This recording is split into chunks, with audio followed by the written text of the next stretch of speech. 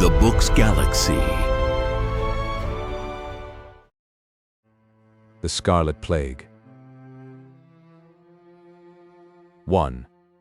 The way led along upon what had once been the embankment of a railroad, but no train had run upon it for many years. The forest on either side swelled up the slopes of the embankment and crested across it in a green wave of trees and bushes.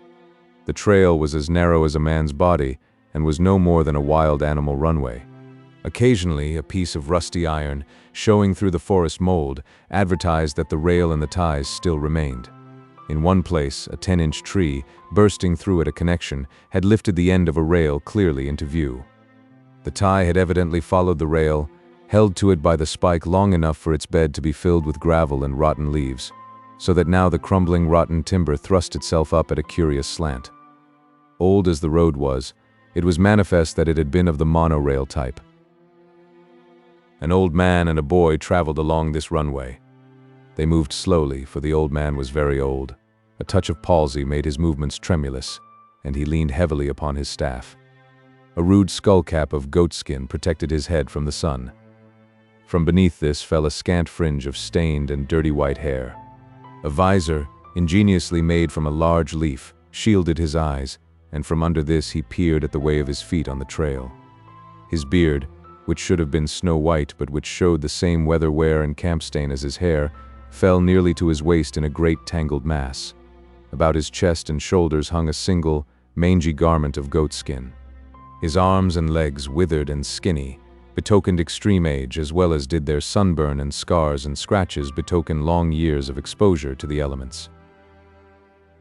The boy, who led the way, checking the eagerness of his muscles to the slow progress of the elder, likewise wore a single garment, a ragged, edged piece of bearskin, with a hole in the middle through which he had thrust his head.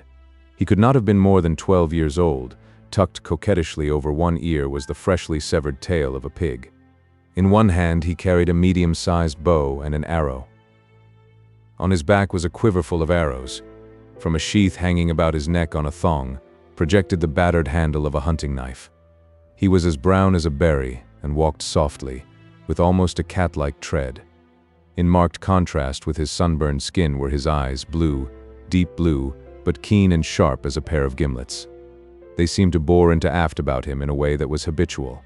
As he went along, he smelled things as well, his distended, quivering nostrils carrying to his brain an endless series of messages from the outside world. Also, his hearing was acute, and had been so trained that it operated automatically. Without conscious effort, he heard all the slight sounds in the apparent quiet heard, and differentiated and classified these sounds, whether they were of the wind rustling the leaves, of the humming of bees and gnats, of the distant rumble of the sea that drifted to him only in lulls, or of the gopher, just under his foot, shoving a pouch full of earth into the entrance of his hole. Suddenly he became alertly tense. Sound, sight, and odor had given him a simultaneous warning. His hand went back to the old man, touching him, and the pair stood still. Ahead, at one side of the top of the embankment, arose a crackling sound, and the boy's gaze was fixed on the tops of the agitated bushes. Then a large bear, a grizzly, crashed into view, and likewise stopped abruptly at sight of the humans. He did not like them, and growled querulously. Slowly the boy fitted the arrow to the bow, and slowly he pulled the bowstring taut. But he never removed his eyes from the bear. The old man peered from under his green leaf at the danger, and stood as quietly as the boy. For a few seconds this mutual scrutinizing went on. Then, the bear betraying a growing irritability, the boy, with a movement of his head, indicated that the old man must step aside from the trail and go down the embankment. The boy followed, going backward, still holding the bow taut and ready. They waited till a crashing among the bushes from the opposite side of the embankment told them the bear had gone on. The boy grinned as he led back to the trail. "A big ungranzer," he chuckled. The old man shook his head. "They get thicker every day," he complained in a thin, undependable falsetto. "Who'd have thought I'd live to see the time when a man would be afraid of his life on the way to the cliff house? When I was a boy, Edwin, men and women and little babies used to come out here from San Francisco by tens of thousands on a nice day. And there weren't any bears then. No, sir. They used to pay money to look at them in cages, they were that rare." "What is money, Granzer?" Before the old man could answer, The boy recollected and triumphantly shoved his hand into a pouch under his bearskin and pulled forth a battered and tarnished silver dollar. The old man's eyes glistened as he held the coin close to them. "I can't see," he muttered. "You look and see if you can make out the date, Edwin."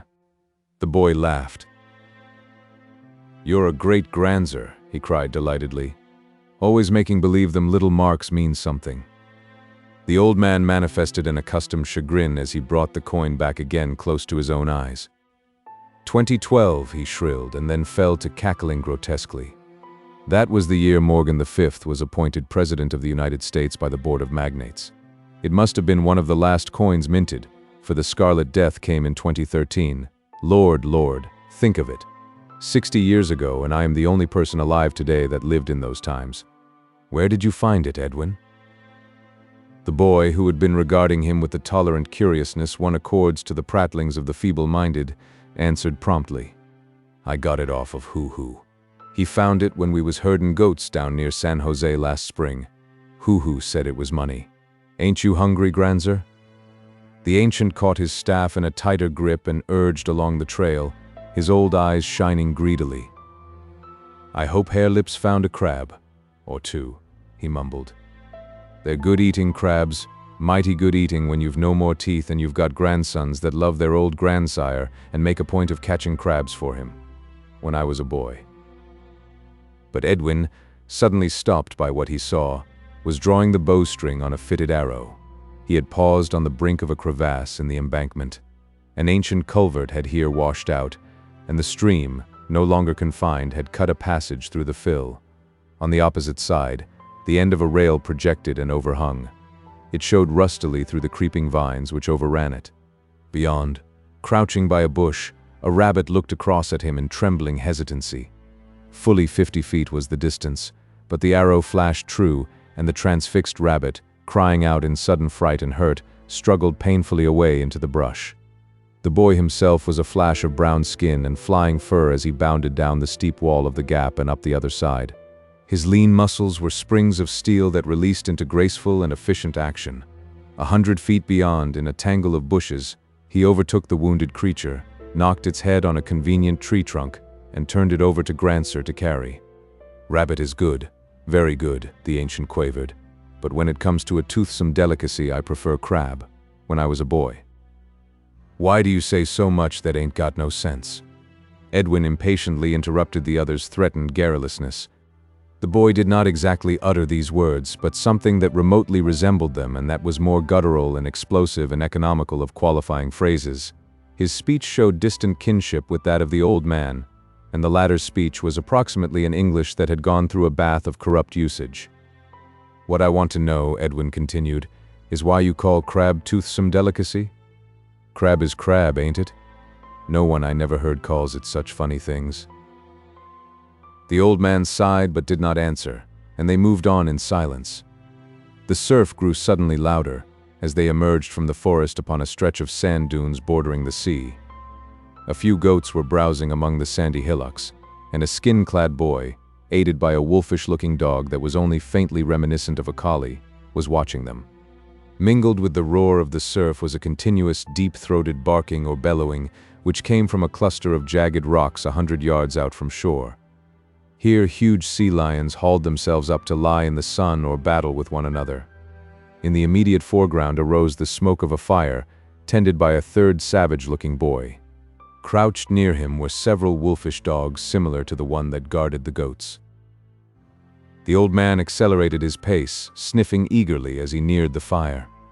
"Mussels," he muttered ecstatically. "Mussels. And ain't that a crab? Hoo-hoo? Ain't that a crab? My, you boys are good to your old grandsire." Hoo-hoo, who was apparently of the same age as Edwin, grinned. "All you want, Granzer. I got 4. The old man's palsied eagerness was pitiful. Sitting down in the sand as quickly as his stiff limbs would let him, he poked a large rock mussel from out of the coals. The heat had forced its shells apart, and the meat, salmon-colored, was thoroughly cooked. Between thumb and forefinger, in trembling haste, he caught the morsel and carried it to his mouth. But it was too hot, and the next moment was violently ejected. The old man spluttered with the pain, and tears ran out of his eyes and down his cheeks. The boys were true savages, possessing only the cruel humor of the savage. To them the incident was excruciatingly funny, and they burst into loud laughter. Hoo-Hoo danced up and down, while Edwin rolled gleefully on the ground. The boy with the goats came running to join in the fun. "Set him to cool, Edwin, set him to cool," the old man besought in the midst of his grief, making no attempt to wipe away the tears that still flowed from his eyes. "And cool a crab, Edwin, too. You know your grandsire likes crabs." From the coals arose a great sizzling, which proceeded from the many mussels bursting open their shells and exuding their moisture. They were large shellfish running from 3 to 6 inches in length. The boys raked them out with sticks and placed them on a large piece of driftwood to cool. When I was a boy, we did not laugh at our elders, we respected them. The boys took no notice, and Grandsir continued to babble an incoherent flow of complaint and censure. But this time he was more careful, and did not burn his mouth. All began to eat, using nothing but their hands and making loud mouth noises and lip smackings. The third boy, who was called Harelip, slyly deposited a pinch of sand on a mussel the ancient was carrying to his mouth, and when the grit of it bit into the old fellow's mucous membrane and gums, the laughter was again uproarious. He was unaware that a joke had been played on him, and spluttered and spat until Edwin, relenting, gave him a gourd of fresh water with which to wash out his mouth. "Where's them crabs, Hoo-Hoo?"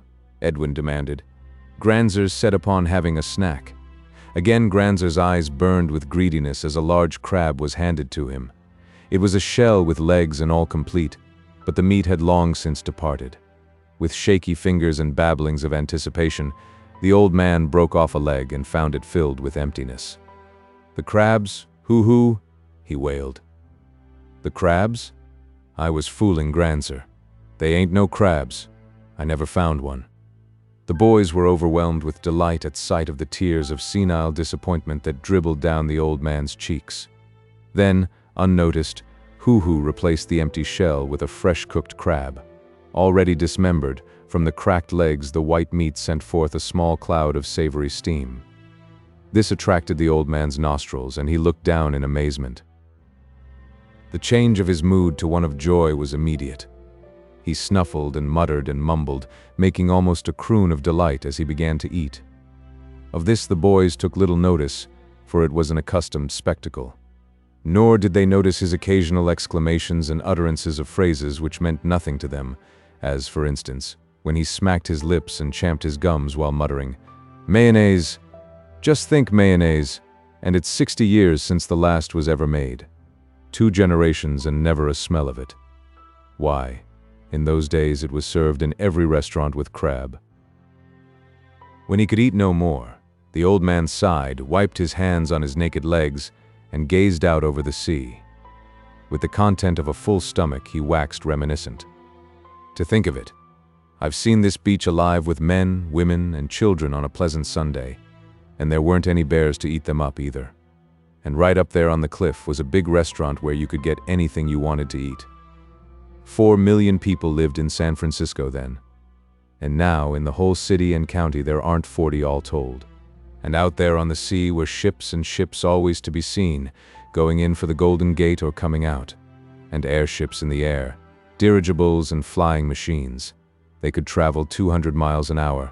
The mail contracts with the New York and San Francisco Limited demanded that for the minimum. There was a chap, a Frenchman, I forget his name, who succeeded in making 300. But the thing was risky, too risky for conservative persons. But he was on the right clue, and he would have managed it if it hadn't been for the Great Plague. When I was a boy, there were men alive who remembered the coming of the first aeroplanes, and now I have lived to see the last of them, and that's 60 years ago. The old man babbled on, unheeded by the boys who were long accustomed to his garrulousness, and whose vocabularies, besides, lacked the greater portion of the words he used. It was noticeable that in these rambling soliloquies his English seemed to recrudesce into better construction and phraseology. But when he talked directly with the boys it lapsed, largely into their own uncouth and simpler forms. But there weren't many crabs in those days. The old man wandered on. They were fished out, and they were great delicacies. The open season was only a month long too, and now crabs are accessible the whole year around. Think of it. Catching all the crabs you want, anytime you want, in the surf of the Cliff House beach. A sudden commotion among the goats brought the boys to their feet. The dogs about the fire rushed to join their snarling fellow who guarded the goats, while the goats themselves stampeded in the direction of their human protectors. A half-dozen forms, lean and gray, glided about on the sand hillocks and faced the bristling dogs. Edwin arched an arrow that fell short, but Harelip, with a sling such as David carried into battle against Goliath, hurled a stone through the air that whistled from the speed of its flight. It fell squarely among the wolves and caused them to slink away toward the dark depths of the eucalyptus forest. The boys laughed and lay down again in the sand, while Granzer sighed ponderously. He had eaten too much, and with hands clasped on his paunch, the fingers interlaced, he resumed his maunderings. "The fleeting systems lapse like foam," he mumbled what was evidently a quotation. "That's it, foam and fleeting. All man's toil upon the planet was just so much foam. He domesticated the serviceable animals, destroyed the hostile ones, and cleared the land of its wild vegetation. And then he passed, and the flood of primordial life rolled back again, sweeping his handiwork away. The weeds in the forest inundated his fields. The beasts of prey swept over his flocks. And now there are wolves on the Cliff House beach." He was appalled by the thought. Where 4 million people disported themselves, the wild wolves roam today, and the savage progeny of our loins with prehistoric weapons defend themselves against the fanged despoilers. Think of it, and all because of the Scarlet Death. The adjective had caught Harelip's ear. "He's always saying that," he said to Edwin. "What is scarlet?" "The scarlet of the maples can shake me like the cry of bugles going by," the old man quoted. "It's red," Edwin answered the question. "And you don't know it because you come from the chauffeur tribe. They never did know nothing, none of them. Scarlet is red, I know that." "Red is red, ain't it?" Harelip grumbled. "Then what's the good of gettin' cocky and calling it scarlet?" "Granzer, what for do you always say so much what nobody knows?" he asked. "Scarlet ain't anything but red is red. Why don't you say red then?" "Red is not the right word," was the reply. "The plague was scarlet. The whole face and body turned scarlet in an hour's time. Don't I know? Didn't I see enough of it? And I am telling you it was scarlet because, well, because it was scarlet. There is no other word for it." "Red is good enough for me," Harelip muttered obstinately. "My dad calls red red, and he ought to know. He says everybody died of the Red Death." "Your dad is a common fellow, descended from a common fellow," Granzer retorted heatedly. "Don't I know the beginnings of the chauffeurs? Your grandsire was a chauffeur, a servant, and without education. He worked for other persons. But your grandmother was of good stock, only the children did not take after her. Don't I remember when I first met them, catching fish at Lake Temescal?" "What is education?" Edwin asked. Calling red scarlet, Harelip sneered, then returned to the attack on Granzer. "My dad told me, and he got it from his dad afore he croaked, that your wife was a Santa Rosan, and that she was sure no account. He said she was a hash slinger before the Red Death, though I don't know what a hash slinger is. You can tell me, Edwin." But Edwin shook his head in token of ignorance. "It is true, she was a waitress," Granzer acknowledged. "But she was a good woman, and your mother was her daughter. Women were very scarce in the days after the plague. She was the only wife I could find, even if she was a hash slinger, as your father calls it. But it is not nice to talk about our progenitors that way. Dad says that the wife of the first chauffeur was a lady." "What's a lady?" Hoo-Hoo demanded. "A lady is a chauffeur squaw," was the quick reply of Harelip. "The first chauffeur was Bill, a common fellow, as I said before," the old man expounded. "But his wife was a lady, a great lady. Before the Scarlet Death, she was the wife of Van Werden. He was president of the Board of Industrial Magnates, and was one of the dozen men who ruled America. He was worth $1,800,000,000, coins like you have there in your pouch, Edwin. And then came the Scarlet Death, and his wife became the wife of Bill, the first chauffeur. He used to beat her too. I have seen it myself."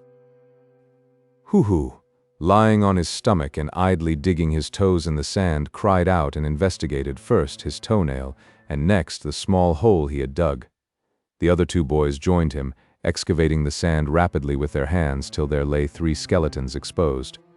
2 were of adults, the third being that of a part-grown child. The old man trudged along on the ground and peered at the find. "Plague victims," he announced. "That's the way they died everywhere in the last days. This must have been a family, running away from the contagion and perishing here on the Cliff House beach." "They. What are you doing, Edwin?"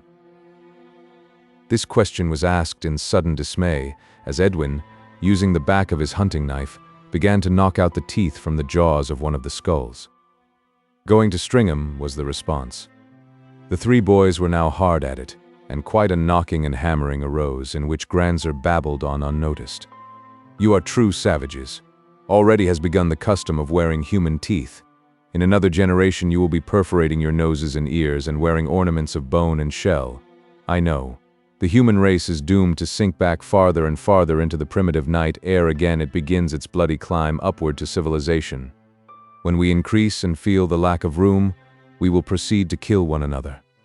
And then I suppose you will wear human scalp locks at your waist, as well as you, Edwin, who are the gentlest of my grandsons, have already begun with that vile pigtail. Throw it away, Edwin, boy, throw it away." "What a gabble the old geezer makes," Harelip remarked, when, the teeth all extracted, they began an attempt at equal division. They were very quick and abrupt in their actions, and their speech, in moments of hot discussion over the allotment of the choicer teeth, was truly a gabble. They spoke in monosyllables and short, jerky sentences that was more a gibberish than a language, and yet, through it ran hints of grammatical construction, and appeared vestiges of the conjugation of some superior culture. Even the speech of Granzer was so corrupt that were it put down literally it would be almost so much nonsense to the reader. This, however, was when he talked with the boys. When he got into the full swing of babbling to himself, it slowly purged itself into pure English. The sentences grew longer and were enunciated with a rhythm and ease that was reminiscent of the lecture platform. "Tell us about the Red Death, Granzer," Harelip demanded, when the teeth affair had been satisfactorily concluded. "The Scarlet Death," Edwin corrected. "And don't work all that funny lingo on us," Harelip went on. "Talk sensible, Granzer, like a Santa Rosan ought to talk. Other Santa Rosans don't talk like you." 2. The old man showed pleasure in being thus called upon. He cleared his throat and began. 20 or 30 years ago my story was in great demand, but in these days nobody seems interested." "There you go," Harelip cried hotly. "Cut out the funny stuff and talk sensible.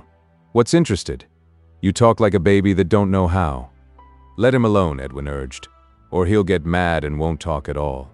Skip the funny places. We'll catch on to some of what he tells us." "Let her go, Granzer," Hoo-Hoo encouraged, for the old man was already maundering about the disrespect for elders and the reversion to cruelty of all humans that fell from high culture to primitive conditions. The tale began. There were very many people in the world in those days. San Francisco alone held 4 millions. "What is millions?" Edwin interrupted. Granzer looked at him kindly. "I know you cannot count beyond 10, so I will tell you. Hold up your 2 hands. On both of them you have altogether 10 fingers and thumbs. Very well. I now take this grain of sand, you hold it. Hoo-Hoo." He dropped the grain of sand into the lad's palm and went on. "Now that grain of sand stands for the 10 fingers of Edwin. I add another grain. That's 10 more fingers. And I add another, and another, and another, and another until I have added as many grains as Edwin has fingers and thumbs. That makes what I call 100. Remember that word 100. Now I put this pebble in Harelip's hand. It stands for 10 grains of sand, or 10 tens of fingers, or 100 fingers. I put in 10 pebbles. They stand for 1,000 fingers. I take a mussel shell, and it stands for 10 pebbles, or 100 grains of sand, or 1,000 fingers. And so on, laboriously, and with much reiteration, he strove to build up in their minds a crude conception of numbers. As the quantities increased, he had the boys holding different magnitudes in each of their hands. For still higher sums, he laid the symbols on the log of driftwood, and for symbols he was hard put, being compelled to use the teeth from the skulls for millions, and the crab shells for billions. It was here that he stopped, for the boys were showing signs of becoming tired. There were 4 million people in San Francisco, 4 teeth. The boys' eyes ranged along from the teeth and from hand to hand, down through the pebbles and sand grains to Edwin's fingers, and back again they ranged along the ascending series in the effort to grasp such inconceivable numbers. "That was a lot of folks, Granzer," Edwin at last hazarded. "Like sand on the beach here, like sand on the beach, each grain of sand a man or woman or child." "Yes, my boy. All those people lived right here in San Francisco. And at one time or another, all those people came out on this very beach, more people than there are grains of sand. More. And San Francisco was a noble city. And across the bay where we camped last year, even more people lived, clear from Point Richmond on the level ground and on the hills, all the way around to San Leandro, one great city of 7 million people. 7 teeth. There, that's it. 7 millions. Again the boy's eyes ranged up and down from Edwin's fingers to the teeth on the log. The world was full of people. The census of 2010 gave 8 billions for the whole world, 8 crab shells, yes, 8 billions. It was not like today. Mankind knew a great deal more about getting food, and the more food there was, the more people there were. In the year 1800, there were 170 millions in Europe alone.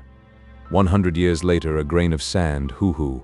100 years later, at 1900, there were 500 millions in Europe.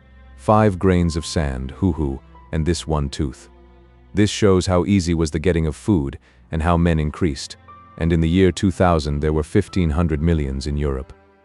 And it was the same all over the rest of the world. 8 crab shells there, yes, 8 billion people were alive on the earth when the Scarlet Death began. I was a young man when the plague came, 27 years old, and I lived on the other side of San Francisco Bay in Berkeley. You remember those great stone houses, Edwin, when we came down the hills from Contra Costa? That was where I lived, in those stone houses. I was a professor of English literature. Much of this was over the heads of the boys, but they strove to comprehend dimly this tale of the past. "What was them stone houses for?" Harelip queried. "You remember when your dad taught you to swim?" The boy nodded. "Well, in the University of California, that is the name we had for the houses. We taught young men and women how to think, just as I have taught you now, by sand and pebbles and shells, to know how many people lived in those days. There was very much to teach. The young men and women we taught were called students. We had large rooms in which we taught. I talked to them, 40 or 50 at a time, just as I am talking to you now. I told them about the books other men had written before their time, and even, sometimes, in their time." "Was that all you did? Just talk? Talk? Hoo-hoo demanded. "Who hunted your meat for you? And milked the goats? And caught the fish?" "A sensible question, hoo-hoo, a sensible question. As I have told you, in those days food getting was easy. We were very wise. A few men got the food for many men. The other men did other things. As you say, I talked. I talked all the time, and for this food was given me much food, fine food, beautiful food, food that I have not tasted in 60 years and shall never taste again. I sometimes think the most wonderful achievement of our tremendous civilization was food, its inconceivable abundance, its infinite variety, its marvelous delicacy. Oh, my grandsons, life was life in those days, when we had such wonderful things to eat." This was beyond the boys, and they let it slip by, words and thoughts, as a mere senile wandering in the narrative. Our food-getters were called freemen. This was a joke. We of the ruling classes owned all the land, all the machines, everything. These food-getters were our slaves. We took almost all the food they got, and left them a little so that they might eat, and work, and get us more food. "I'd have gone into the forest and got food for myself," Harelip announced, "and if any man tried to take it away from me, I'd have killed him."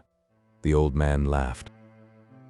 "Did I not tell you that we of the ruling class owned all the land, all the forest, everything? Any food-getter who would not get food for us, him we punished or compelled to starve to death. And very few did that. They preferred to get food for us, and make clothes for us, and prepare and administer to us 1,000, a mussel shell, hoo-hoo, 1,000 satisfactions and delights.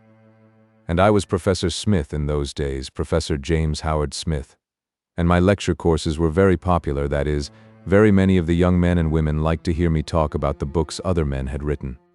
And I was very happy, and I had beautiful things to eat.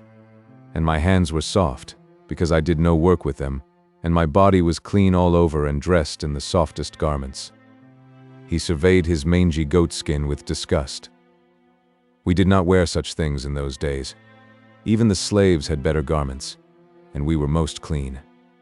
We washed our faces and hands often every day. You boys never wash unless you fall into the water or go swimming. Neither do you, Granzer, Hoo-Hoo retorted. I know. I am a filthy old man, but times have changed. Nobody washes these days, there are no conveniences.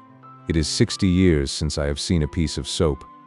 You do not know what soap is, and I shall not tell you, for I am telling the story of the Scarlet Death. You know what sickness is.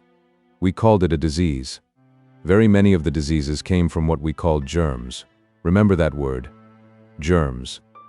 A germ is a very small thing. It is like a wood tick, such as you find on the dogs in the spring of the year when they run in the forest. Only the germ is very small. It is so small that you cannot see it. Hoo-Hoo began to laugh. You're a queer un, Granzer, talking about things you can't see. If you can't see them, how do you know they are? That's what I want to know. How do you know anything you can't see? A good question, a very good question, Hoo-Hoo. But we did see some of them. We had what we called microscopes and ultramicroscopes, and we put them to our eyes and looked through them so that we saw things larger than they really were, and many things we could not see without the microscopes at all. Our best ultramicroscopes could make a germ look 40,000 times larger. A mussel shell is 1,000 fingers like Edwin's. Take 40 mussel shells, and by as many times larger was the germ when we looked at it through a microscope. And after that we had other ways, by using what we called moving pictures, of making the 40,000 times germ many thousand times larger still. And thus we saw all these things which our eyes of themselves could not see. Take a grain of sand, break it into 10 pieces. Take one piece and break it into 10. Break one of those pieces into 10, and one of those into 10, and one of those into 10, and do it all day, and maybe by sunset you will have a piece as small as one of the germs. The boys were openly incredulous.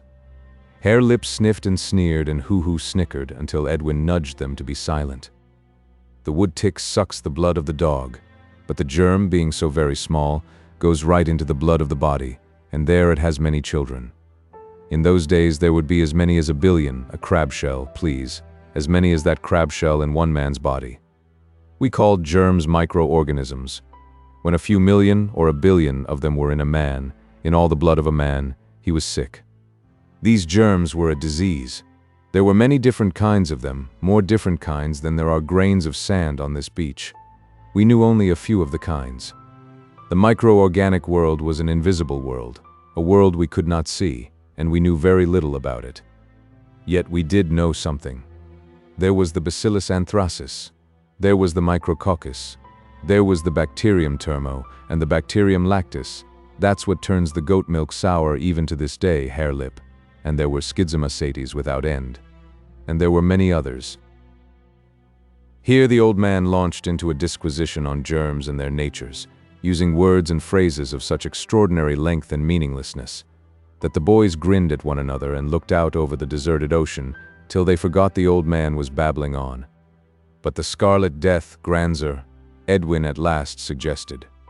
Granzer recollected himself, and with a start tore himself away from the rostrum of the lecture hall, where, to another world audience, he had been expounding the latest theory, 60 years gone, of germs and germ diseases. Yes, Edwin, I had forgotten. Sometimes the memory of the past is very strong upon me, and I forget that I am a dirty old man, clad in goatskin, wandering with my savage grandsons who are goatherds in the primeval wilderness. The fleeting systems lapse like foam, and so lapsed our glorious, colossal civilization. I am Granzer, a tired old man. I belong to the tribe of Santa Rosans. I married into that tribe. My sons and daughters married into the chauffeurs, the Sacramentos, and the Palo Altos. You, Harelip, are of the chauffeurs. You, Edwin, are of the Sacramentos. And you, Hoo-Hoo, are of the Palo Altos. Your tribe takes its name from a town that was near the seat of another great institution of learning. It was called Stanford University. Yes, I remember now. It is perfectly clear. I was telling you of the Scarlet Death. Where was I in my story? You was telling about germs, the things you can't see but which make men sick, Edwin prompted. Yes, that's where I was. A man did not notice at first when only a few of these germs got into his body.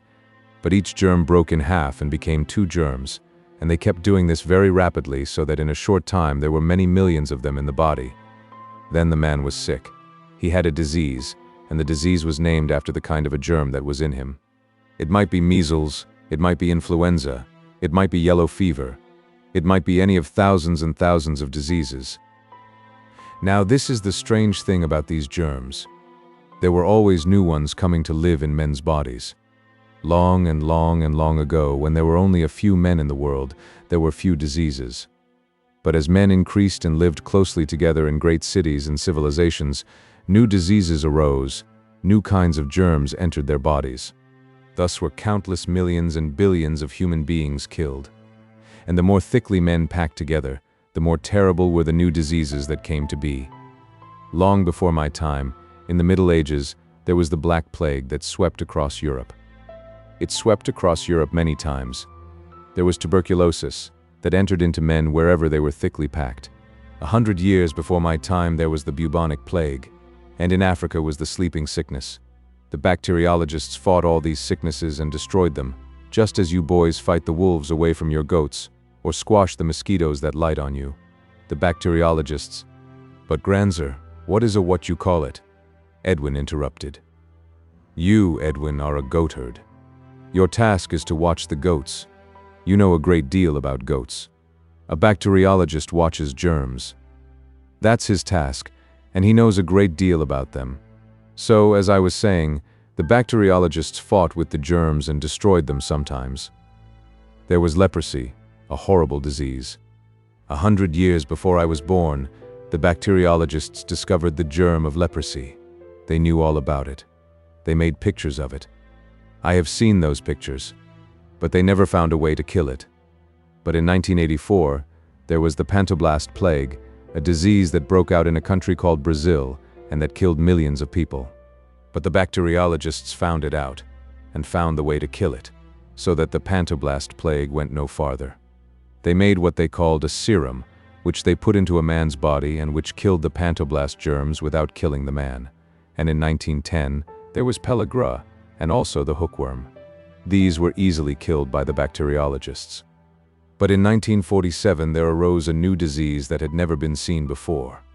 It got into the bodies of babies of only 10 months old or less, and it made them unable to move their hands and feet, or to eat or anything. And the bacteriologists were 11 years in discovering how to kill that particular germ and save the babies. In spite of all these diseases, and of all the new ones that continued to arise, there were more and more men in the world. This was because it was easy to get food. The easier it was to get food, the more men there were. The more men there were, the more thickly were they packed together on the earth. And the more thickly they were packed, the more new kinds of germs became diseases. There were warnings.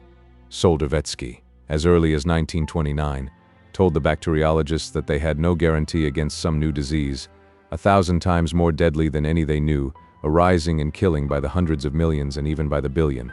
You see, the microorganic world remained a mystery to the end. They knew there was such a world, and that from time to time armies of new germs emerged from it to kill men. And that was all they knew about it. For all they knew, in that invisible microorganic world there might be as many different kinds of germs as there are grains of sand on this beach. And also in that same invisible world it might well be that new kinds of germs came to be. It might be there that life originated, the abysmal fecundity, Soldervetsky called it, applying the words of other men who had written before him. It was at this point that Herr Lipp rose to his feet, an expression of huge contempt on his face. "Granzer," he announced, "you make me sick with your gabble. Why don't you tell about the Red Death? If you ain't going to, say so, and we'll start back for camp." The old man looked at him and silently began to cry. The weak tears of age rolled down his cheeks, and all the feebleness of his 87 years showed in his grief-stricken countenance. Sit down, Edwin counseled soothingly. Granzer's all right. He's just getting to the Scarlet Death, ain't you, Granzer? He's just going to tell us about it right now.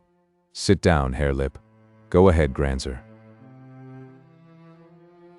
3. The old man wiped the tears away on his grimy knuckles and took up the tale in a tremulous, piping voice that soon strengthened as he got the swing of the narrative. It was in the summer of 2013 that the plague came.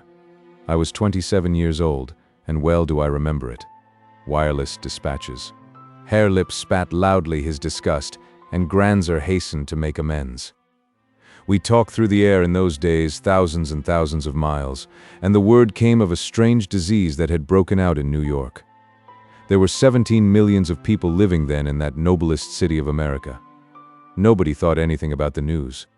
It was only a small thing. There had been only a few deaths. It seemed, though, that they had died very quickly, and that one of the first signs of the disease was the turning red of the face and all the body.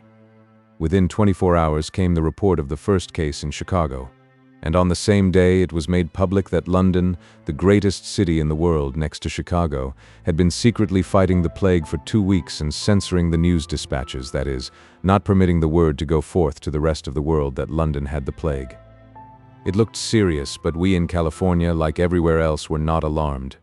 We were sure that the bacteriologists would find a way to overcome this new germ, just as they had overcome other germs in the past. But the trouble was the astonishing quickness with which this germ destroyed human beings, and the fact that it inevitably killed any human body it entered. No one ever recovered. There was the old Asiatic cholera, when you might eat dinner with a well man in the evening, and the next morning, if you got up early enough, you would see him being hauled by your window in the death cart. But this new plague was quicker than that, much quicker. From the moment of the first signs of it, a man would be dead in an hour. Some lasted for several hours. Many died within 10 or 15 minutes of the appearance of the first signs. The heart began to beat faster and the heat of the body to increase. Then came the scarlet rash, spreading like wildfire over the face and body. Most persons never noticed the increase in heat and heartbeat, and the first they knew was when the scarlet rash came out. Usually, they had convulsions at the time of the appearance of the rash. But these convulsions did not last long and were not very severe. If one lived through them, he became perfectly quiet, and only did he feel a numbness swiftly creeping up his body from the feet. The heels became numb first, then the legs and hips, and when the numbness reached as high as his heart, he died. They did not rave or sleep. Their minds always remained cool and calm up to the moment their heart numbed and stopped. And another strange thing was the rapidity of decomposition. No sooner was a person dead than the body seemed to fall to pieces, to fly apart, to melt away even as you looked at it. That was one of the reasons the plague spread so rapidly. All the billions of germs in a corpse were so immediately released. And it was because of all this that the bacteriologists had so little chance in fighting the germs. They were killed in their laboratories even as they studied the germ of the Scarlet Death. They were heroes. As fast as they perished, others stepped forth and took their places. It was in London that they first isolated it. The news was telegraphed everywhere.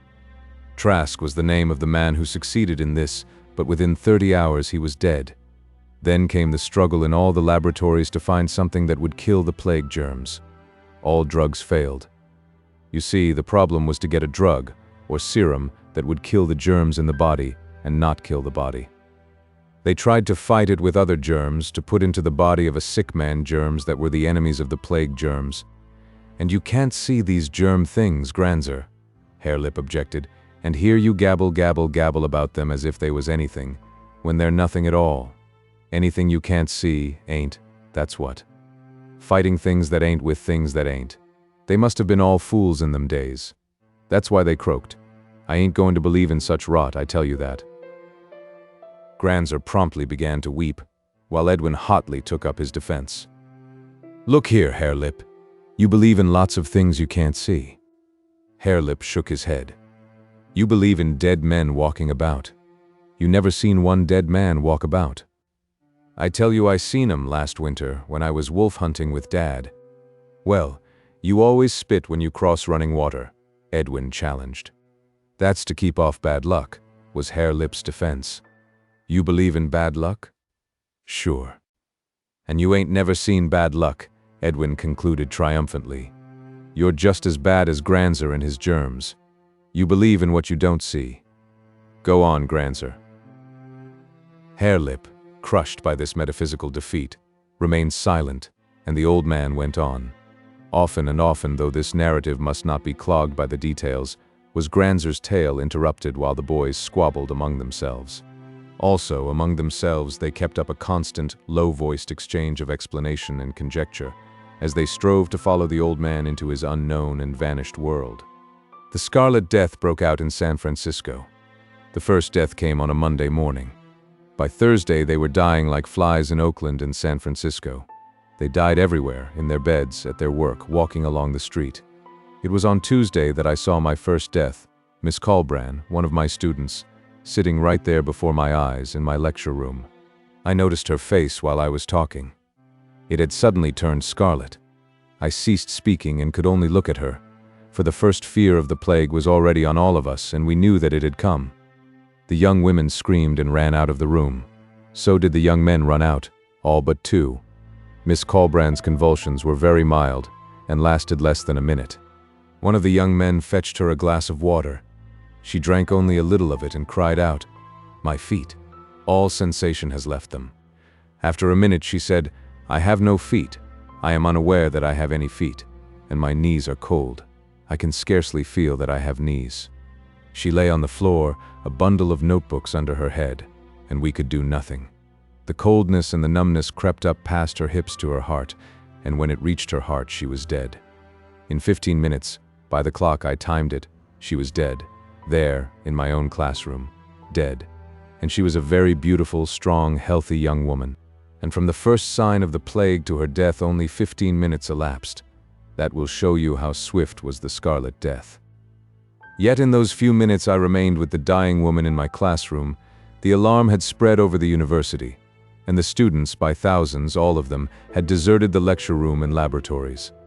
When I emerged on my way to make report to the president of the faculty, I found the university deserted. Across the campus were several stragglers hurrying for their homes. Two of them were running. President Hogue I found in his office all alone, looking very old and very gray, with a multitude of wrinkles in his face that I had never seen before. At the sight of me, he pulled himself to his feet and tottered away to the inner office, banging the door after him and locking it. You see, he knew I had been exposed, and he was afraid. He shouted to me through the door to go away. I shall never forget my feelings as I walked down the silent corridors and out across that deserted campus. I was not afraid. I had been exposed, and I looked upon myself as already dead. It was not that, but a feeling of awful depression that impressed me. Everything had stopped. It was like the end of the world to me, my world. I had been born within sight and sound of the university. It had been my predestined career. My father had been a professor there before me, and his father before him. For a century and a half had this university, like a splendid machine, been running steadily on. And now, in an instant, it had stopped. It was like seeing the sacred flame die down on some thrice-sacred altar. I was shocked, unutterably shocked. When I arrived home, my housekeeper screamed as I entered and fled away. And when I rang, I found the housemaid had likewise fled. I investigated. In the kitchen I found the cook on the point of departure. But she screamed too, and in her haste dropped a suitcase of her personal belongings and ran out of the house and across the grounds, still screaming. I can hear her scream to this day. You see, we did not act in this way when ordinary diseases smote us. We were always calm over such things and sent for the doctors and nurses who knew just what to do. But this was different. It struck so suddenly and killed so swiftly and never missed a stroke. When the scarlet rash appeared on a person's face, that person was marked by death. There was never a known case of a recovery. I was alone in my big house.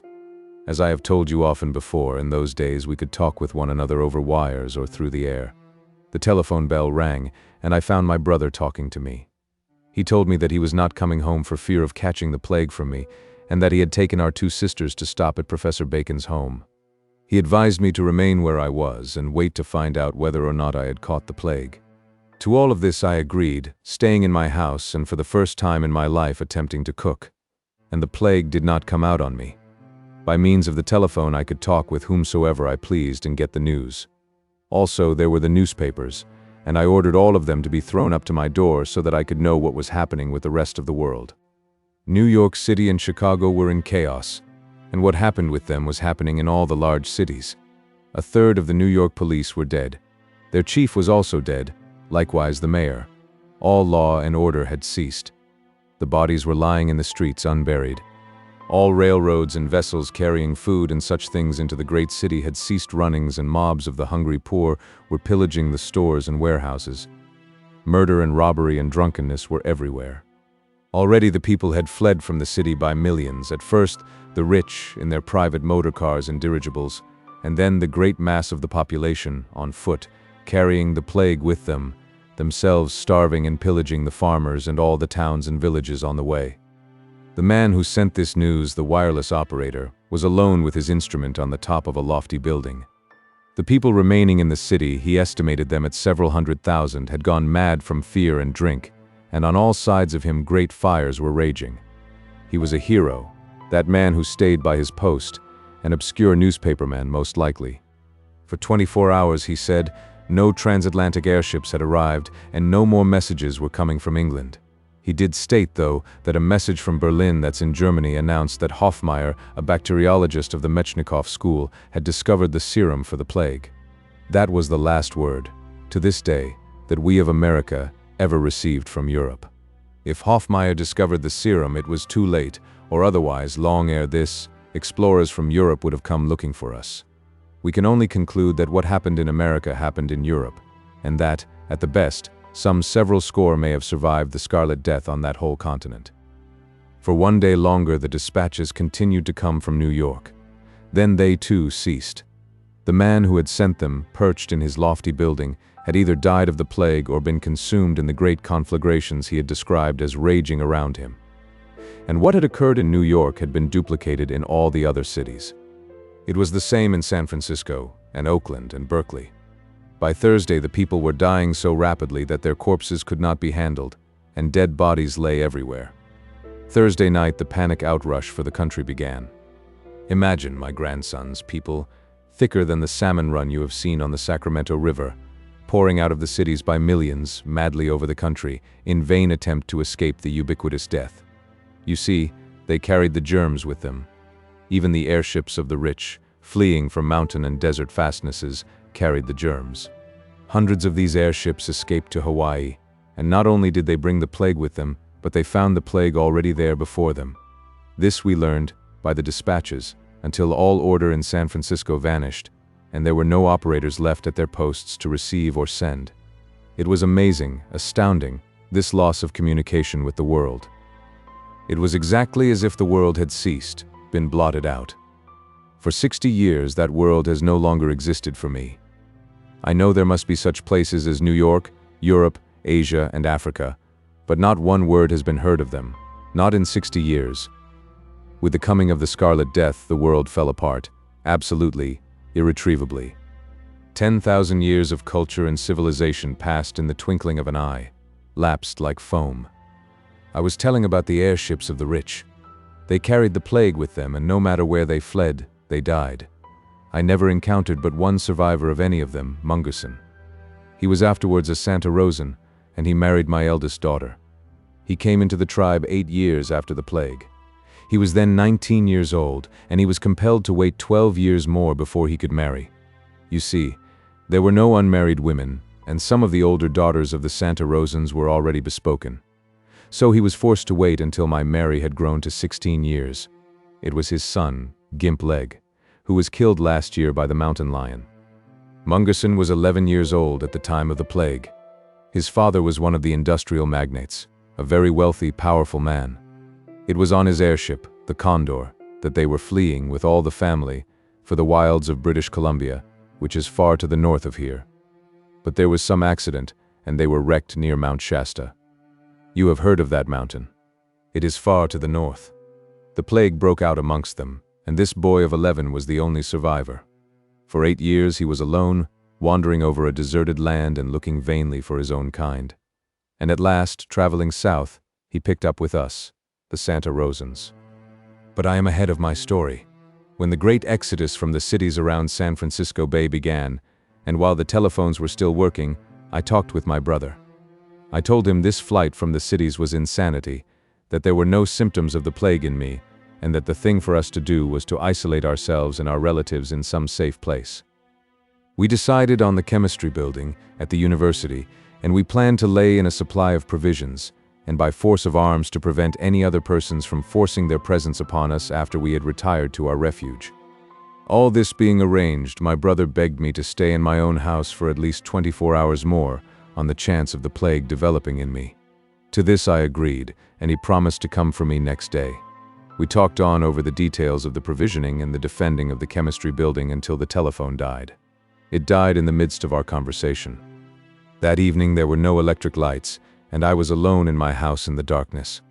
No more newspapers were being printed, so I had no knowledge of what was taking place outside. I heard sounds of rioting and of pistol shots, and from my windows I could see the glare of the sky of some conflagration in the direction of Oakland. It was a night of terror. I did not sleep a wink. A man, why and how I do not know, was killed on the sidewalk in front of the house. I heard the rapid reports of an automatic pistol, and a few minutes later the wounded wretch crawled up to my door, moaning and crying out for help. Arming myself with 2 automatics, I went to him. By the light of a match I ascertained that while he was dying of the bullet wounds, at the same time the plague was on him. I fled indoors, whence I heard him moan and cry out for half an hour longer. In the morning my brother came to me. I had gathered into a handbag what things of value I purposed taking, but when I saw his face I knew that he would never accompany me to the chemistry building. The plague was on him. He intended shaking my hand, but I went back hurriedly before him. "Look at yourself in the mirror," I commanded. He did so, and at sight of his scarlet face, the color deepening as he looked at it, he sank down nervelessly in a chair. "My God," he said, "I've got it. Don't come near me. I am a dead man." Then the convulsions seized him. He was 2 hours in dying, and he was conscious to the last, complaining about the coldness and loss of sensation in his feet, his calves, his thighs, until at last it was his heart, and he was dead. That was the way the Scarlet Death slew. I caught up my handbag and fled. The sights in the streets were terrible. One stumbled on bodies everywhere. Some were not yet dead, and even as you looked you saw men sink down with the death fastened upon them. There were numerous fires burning in Berkeley, while Oakland and San Francisco were apparently being swept by vast conflagrations. The smoke of the burning filled the heavens, so that the midday was as a gloomy twilight, and, in the shifts of wind, sometimes the sun shone through dimly, a dull red orb. Truly, my grandsons, it was like the last days of the end of the world. There were numerous stalled motor cars showing that the gasoline and the engine supplies of the garages had given out. I remember one such car. A man and a woman lay back dead in the seats, and on the pavement near it were 2 more women and a child. Strange and terrible sights there were on every hand.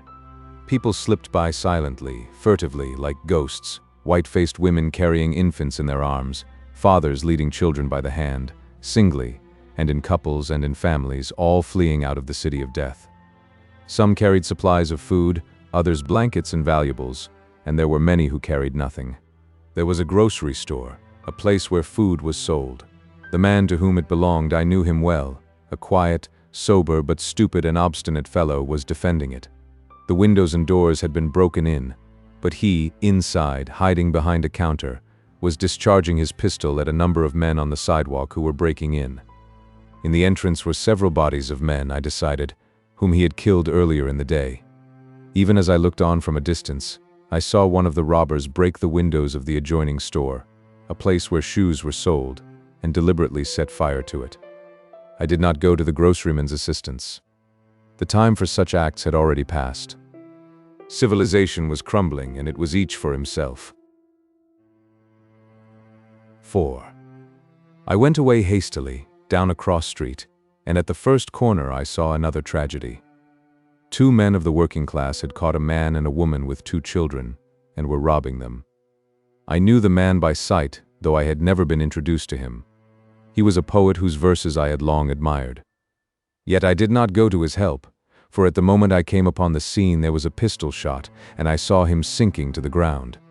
The woman screamed, and she was felled with a fist blow by one of the brutes. I cried out threateningly, whereupon they discharged their pistols at me, and I ran away around the corner. Here I was blocked by an advancing conflagration. The buildings on both sides were burning, and the street was filled with smoke and flame. From somewhere in that murk came a woman's voice calling shrilly for help. But I did not go to her.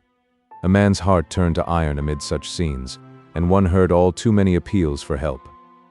Returning to the corner, I found the two robbers were gone. The poet and his wife lay dead on the pavement. It was a shocking sight. The two children had vanished, whither I could not tell. And I knew, now, why it was that the fleeing persons I encountered slipped along so furtively and with such white faces.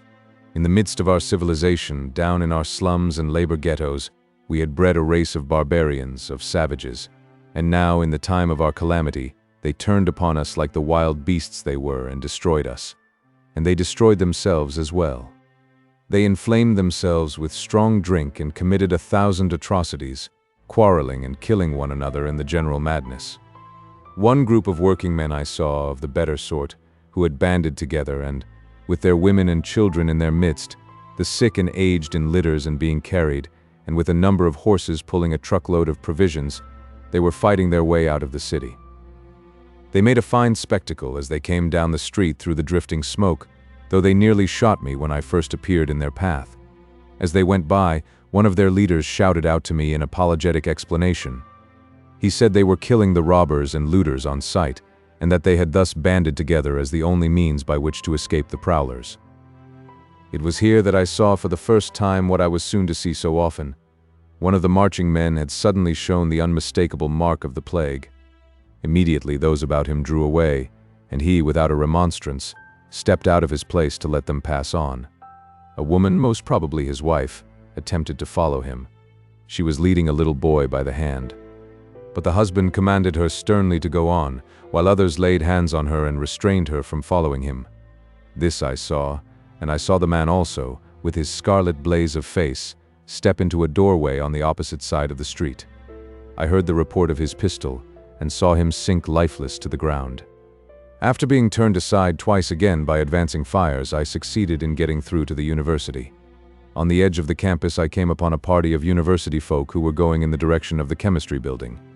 They were all family men, and their families were with them, including the nurses and the servants. Professor Badminton greeted me. I had difficulty in recognizing him. Somewhere he had gone through flames, and his beard was singed off. About his head was a bloody bandage, and his clothes were filthy. He told me he had prowlers and that his brother had been killed the previous night in the defense of their dwelling. Midway across the campus, he pointed suddenly to Mrs. Swinton's face. The unmistakable Scarlet was there. Immediately all the other women set up a screaming and began to run away from her. Her two children were with a nurse, and these also ran with the women. But her husband, Dr. Swinton, remained with her. "Go on, Smith," he told me. "Keep an eye on the children. As for me, I shall stay with my wife. I know she is as already dead, but I can't leave her. Afterwards, if I escape, I shall come to the chemistry building, and do you watch for me and let me in." I left him bending over his wife and soothing her last moments, while I ran to overtake the party. We were the last to be admitted to the chemistry building. After that, with our automatic rifles, we maintained our isolation. By our plans, we had arranged for a company of 60 to be in this refuge. Instead, every one of the number originally planned had added relatives and friends and whole families until there were over 400 souls.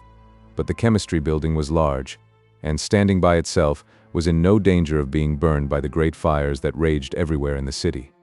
A large quantity of provisions had been gathered, and a food committee took charge of it, issuing rations daily to the various families and groups that arranged themselves into messes. A number of committees were appointed, and we developed a very efficient organization. I was on the Committee of Defense, though for the first day no prowlers came near. We could see them in the distance, however, and by the smoke of their fires knew that several camps of them were occupying the far edge of the campus. Drunkenness was rife, and often we heard them singing ribald songs or insanely shouting. While the world crashed to ruin about them and all the air was filled with the smoke of its burning, these low creatures gave rein to their bestiality and fought and drank and died. And after all, what did it matter? Everybody died anyway, the good and the bad, the efficients and the weaklings, those that loved to live and those that scorned to live. They passed. Everything passed. When 24 hours had gone by and no signs of the plague were apparent, we congratulated ourselves and set about digging a well. You have seen the great iron pipes which in those days carried water to all the city dwellers. We feared that the fires in the city would burst the pipes and empty the reservoirs. So we tore up the cement floor of the central court of the chemistry building and dug a well. There were many young men, undergraduates, with us, and we worked night and day on the well. And our fears were confirmed. 3 hours before we reached water, the pipes went dry. A second 24 hours passed, and still the plague did not appear among us. We thought we were saved, but we did not know what I afterwards decided to be true, namely, that the period of the incubation of the plague germs in a human's body was a matter of a number of days. It slew so swiftly when once it manifested itself, that we were led to believe that the period of incubation was equally swift. So, when 2 days had left us unscathed, we were elated with the idea that we were free of the contagion. But the third day disillusioned us. I can never forget the night preceding it. I had charge of the night guards from 8 to 12, and from the roof of the building I watched the passing of all man's glorious works. So terrible were the local conflagrations that all the sky was lighted up. One could read the finest print in the red glare. All the world seemed wrapped in flames. San Francisco spouted smoke and fire from a score of vast conflagrations that were like so many active volcanoes. Oakland, San Leandro, Haywards, all were burning, and to the northward, clear to Point Richmond, other fires were at work. It was an awe-inspiring spectacle. Civilization, my grandsons, civilization was passing in a sheet of flame and a breath of death. At 10 o'clock that night, the great powder magazines at Point Pinole exploded in rapid succession. So terrific were the concussions that the strong building rocked as in an earthquake, while every pane of glass was broken. It was then that I left the roof and went down the long corridors, from room to room, quieting the alarmed women and telling them what had happened. An hour later, at a window on the ground floor, I heard pandemonium break out in the camps of the prowlers. There were cries and screams and shots from many pistols. As we afterward conjectured, this fight had been precipitated by an attempt on the part of those that were well to drive out those that were sick. At any rate, a number of the plague-stricken prowlers escaped across the campus and drifted against our doors. We warned them back, but they cursed us and discharged a fusillade from their pistols. Professor Merriweather, at one of the windows, was instantly killed, the bullet striking him squarely between the eyes. We opened fire in turn, and all the prowlers fled away with the exception of 3. One was a woman. The plague was on them and they were reckless. Like foul fiends, there in the red glare from the skies with faces blazing, they continued to curse us and fire at us. One of the men I shot with my own hand. After that, the other man and the woman, still cursing us, lay down under our windows where we were compelled to watch them die of the plague. The situation was critical.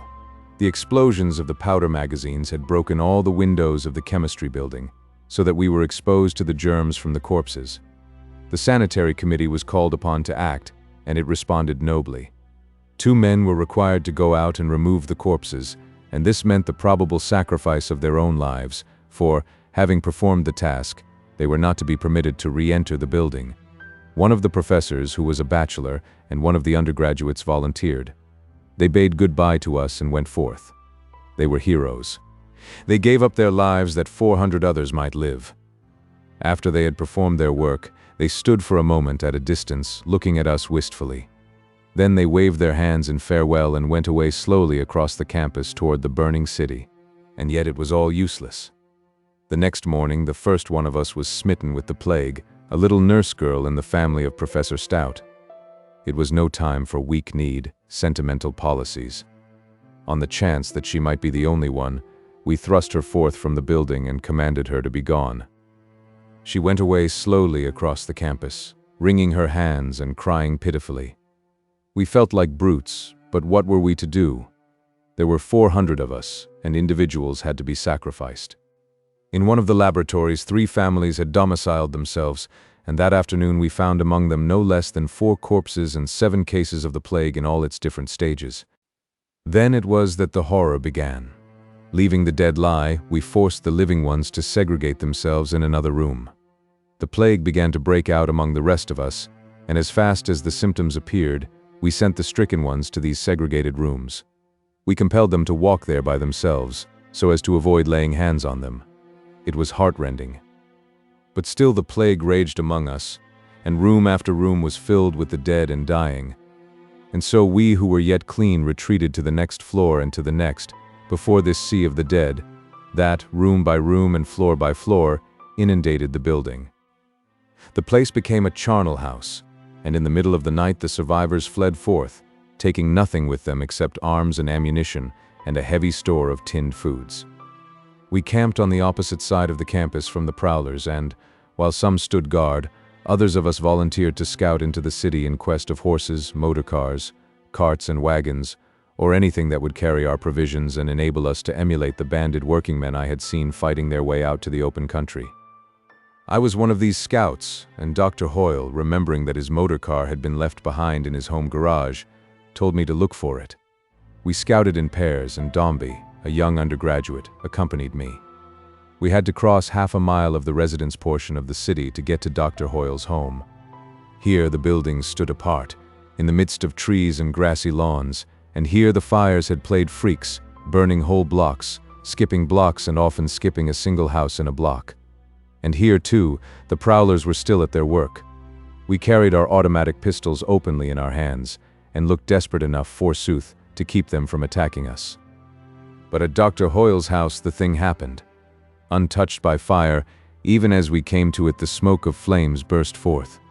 The miscreant who had set fire to it staggered down the steps and out along the driveway.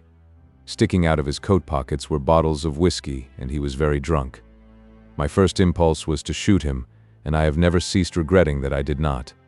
Staggering and maundering to himself, with bloodshot eyes and a raw and bleeding slash down one side of his bewhiskered face, he was altogether the most nauseating specimen of degradation and filth I had ever encountered. I did not shoot him, and he leaned against a tree on the lawn to let us go by. It was the most absolute, wanton act. Just as we were opposite him, he suddenly drew a pistol and shot Dombey through the head. The next instant I shot him, but it was too late. Dombey expired without a groan immediately. I doubt if he even knew what had happened to him. Leaving the 2 corpses, I hurried on past the burning house to the garage, and there found Dr. Hoyle's motor car. The tanks were filled with gasoline, and it was ready for use. And it was in this car that I threaded the streets of the ruined city and came back to the survivors on the campus. The other scouts returned, but none had been so fortunate. Professor Fairmead had found a Shetland pony, but the poor creature, tied in a stable and abandoned for days, was so weak from want of food and water that it could carry no burden at all. Some of the men were for turning it loose, but I insisted that we should lead it along with us, so that, if we got out of food, we would have it to eat. There were 47 of us when we started, many being women and children. The president of the faculty, an old man to begin with, and now hopelessly broken by the awful happenings of the past week, rode in the motor car with several young children and the aged mother of Professor Fairmead. Wathope, a young professor of English, who had a grievous bullet wound in his leg, drove the car. The rest of us walked, Professor Fairmead leading the pony. It was what should have been a bright summer day, but the smoke from the burning world filled the sky, through which the sun shone murkily, a dull and lifeless orb, blood-red and ominous. But we had grown accustomed to that blood-red sun. With the smoke it was different. It bit into our nostrils and eyes, and there was not one of us whose eyes were not bloodshot. We directed our course to the southeast through the endless miles of suburban residences, traveling along where the first swells of low hills rose from the flat of the central city. It was by this way only that we could expect to gain the country. Our progress was painfully slow. The women and children could not walk fast. They did not dream of walking, my grandsons, in the way all people walk today. In truth, none of us knew how to walk. It was not until after the plague that I learned really to walk. So it was that the pace of the slowest was the pace of all, for we dared not separate on account of the prowlers. There were not so many now of these human beasts of prey. The plague had already well diminished their numbers, but enough still lived to be a constant menace to us. Many of the beautiful residences were untouched by fire, yet smoking ruins were everywhere. The prowlers, too, seemed to have got over their insensate desire to burn, and it was more rarely that we saw houses freshly on fire. Several of us scouted among the private garages in search of motor cars and gasoline, but in this we were unsuccessful. The first great flights from the cities had swept all such utilities away. Calgan, a fine young man, was lost in this work. He was shot by prowlers while crossing a lawn. Yet this was our only casualty, though. Once, a drunken brute deliberately opened fire on all of us. Luckily, he fired wildly, and we shot him before he had done any hurt. At Fruitvale, still in the heart of the magnificent residence section of the city, the plague again smote us. Professor Fairmead was the victim. Making signs to us that his mother was not to know, he turned aside into the grounds of a beautiful mansion. He sat down forlornly on the steps of the front veranda, and I, having lingered, waved him a last farewell. That night, several miles beyond Fruitvale and still in the city, we made camp. And that night we shifted camp twice to get away from our dead. In the morning there were 30 of us. I shall never forget the president of the faculty. During the morning's march, his wife, who was walking, betrayed the fatal symptoms, and when she drew aside to let us go on, he insisted on leaving the motor car and remaining with her. There was quite a discussion about this, but in the end we gave in. It was just as well, for we knew not which ones of us, if any, might ultimately escape.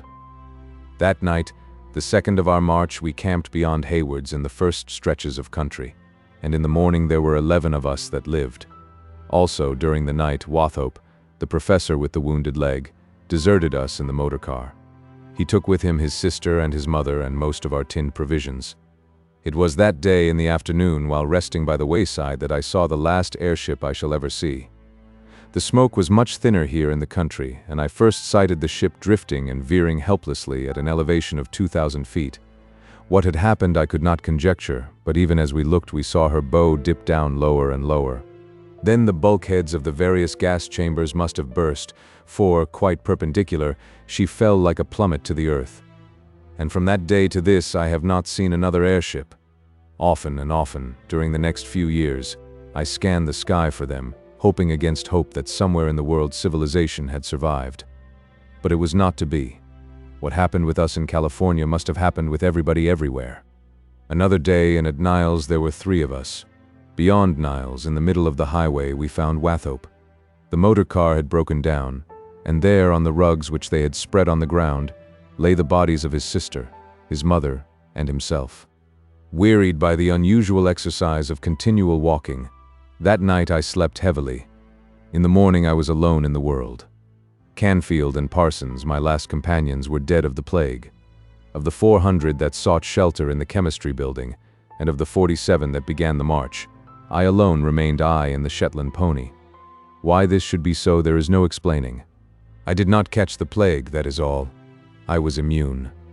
I was merely the one lucky man in a million, just as every survivor was one in a million, or, rather, in several millions, for the proportion was at least that.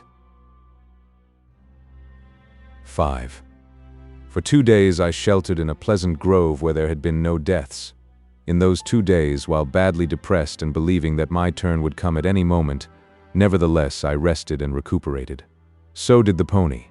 And on the 3rd day, putting what small store of tinned provisions I possessed on the pony's back, I started on across a very lonely land. Not a live man, woman, or child did I encounter, though the dead were everywhere. Food, however, was abundant. The land then was not as it is now. It was all cleared of trees and brush, and it was cultivated. The food for millions of mouths was growing, ripening, and going to waste. From the fields and orchards I gathered vegetables, fruits, and berries. Around the deserted farmhouses I got eggs and caught chickens, and frequently I found supplies of tinned provisions in the storerooms. A strange thing was what was taking place with all the domestic animals. Everywhere they were going wild and preying on one another. The chickens and ducks were the first to be destroyed, while the pigs were the first to go wild, followed by the cats. Nor were the dogs long in adapting themselves to the changed conditions. there was a veritable plague of dogs.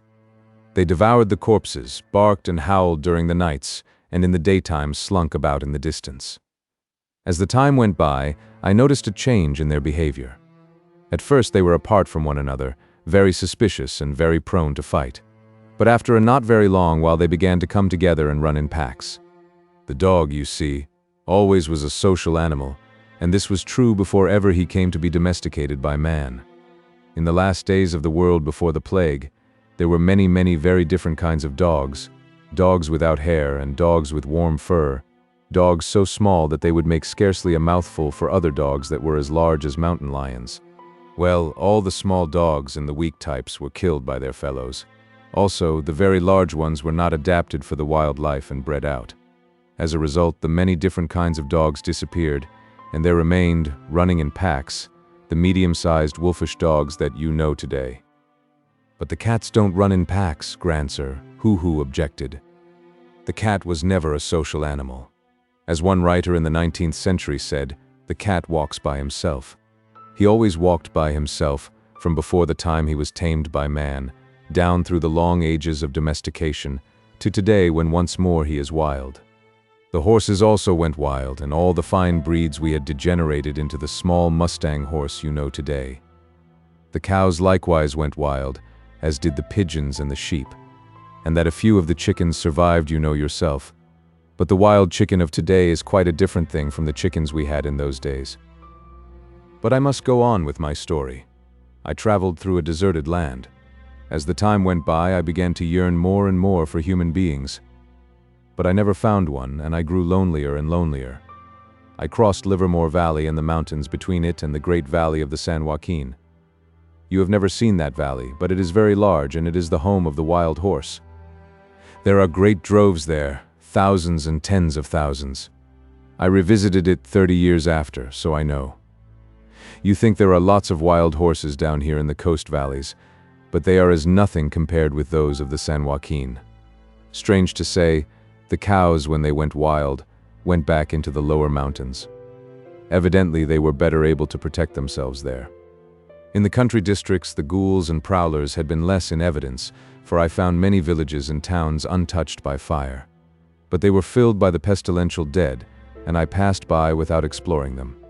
It was near Lathrop that, out of my loneliness, I picked up a pair of collie dogs that were so newly free that they were urgently willing to return to their allegiance to man. These collies accompanied me for many years, and the strains of them are in those very dogs there that you boys have today. But in 60 years, the collie strain has worked out. These brutes are more like domesticated wolves than anything else. Harelip rose to his feet, glanced to see that the goats were safe, and looked at the sun's position in the afternoon sky, advertising impatience at the prolixity of the old man's tale. Urged to hurry by Edwin, Grandsir went on. There is little more to tell. With my 2 dogs and my pony, and riding a horse I had managed to capture, I crossed the San Joaquin and went on to a wonderful valley in the Sierras called Yosemite. In the great hotel there, I found a prodigious supply of tinned provisions. The pasture was abundant, as was the game, and the river that ran through the valley was full of trout.